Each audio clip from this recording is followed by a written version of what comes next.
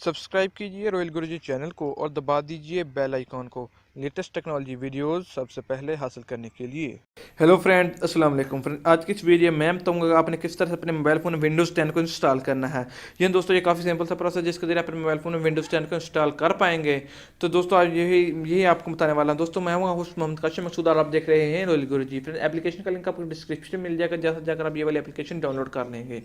Download करने के बाद जो है आप ओपन करेंगे तो आपको अब कुछ नहीं करना पड़ेगा, जस्ट एक परमिशन देने पड़ेगा। परमिशन देने के बाद आप इस इंटरफेस को आप ओपन कर लेंगे।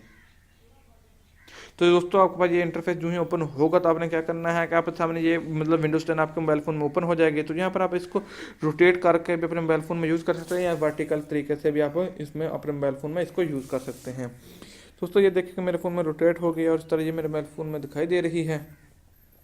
तो अगर आप नेट होगा तो कभी कभार इस पर कोई ना कोई एड्स भी आ जाएगा, तो जिसको आपने स्किप कर देना है, क्योंकि ये एप्लीकेशन थर्ड पार्टी एप्लीकेशन होती हैं तो इनमें कोई ना कोई एड्स आते ही रहते हैं।